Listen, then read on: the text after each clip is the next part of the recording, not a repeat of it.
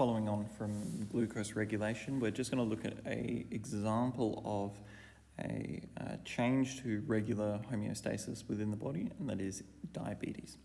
So there are two main forms of diabetes, the first of which, type 1, diabetes mellitus, is characterized by really high blood glucose levels that don't decrease normally. Now, this is commonly referred to as hyperglycemia.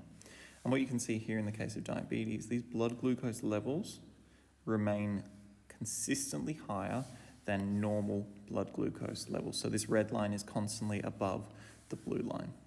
And this can be a consequence of either insufficient insulin production, in the case of type 1, or in the case of type 2, a reduction in the responsiveness to insulin. Okay? So, in the case of type 1 diabetes, it is what we call an autoimmune disease.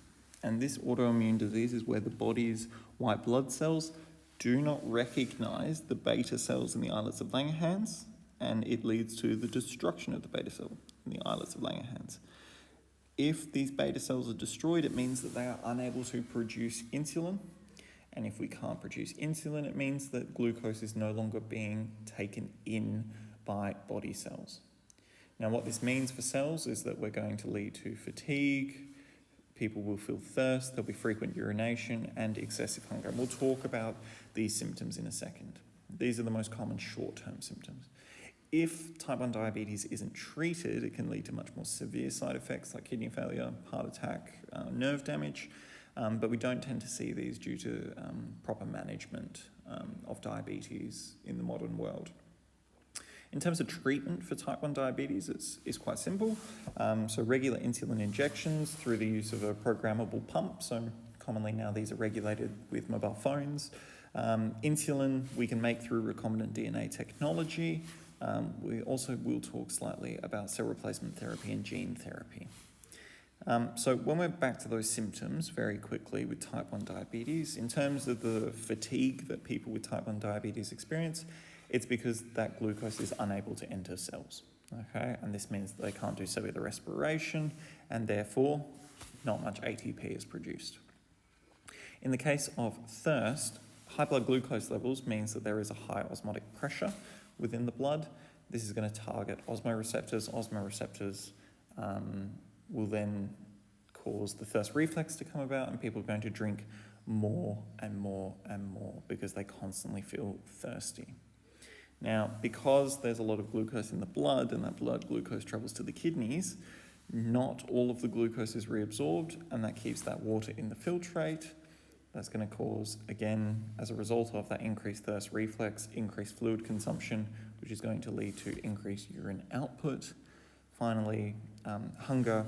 Well, again, this relates more back to extreme fatigue where glucose is unable to enter cells, and this makes people with type 1 diabetes feel hungry.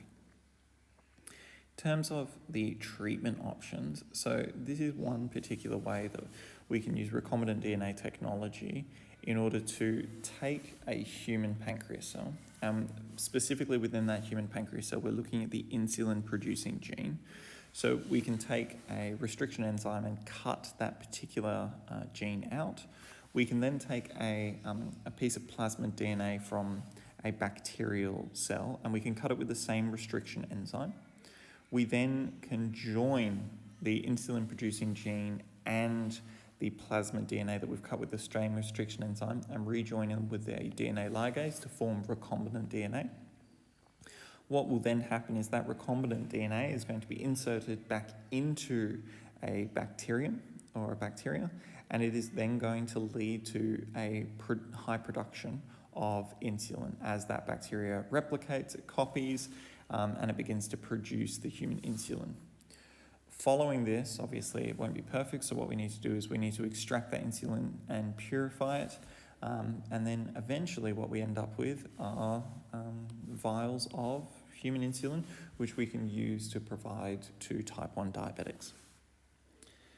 The second type of diabetes, and final slide for this short lesson today, is that rather than being with type 1 diabetes, which is an autoimmune disease, so genetic in origin, type 2 diabetes is a lifestyle disease. And what we mean by this is that people have eaten a very a diet that has been very high in sugar for a number of years, hence why it usually occurs in adults over 45 years.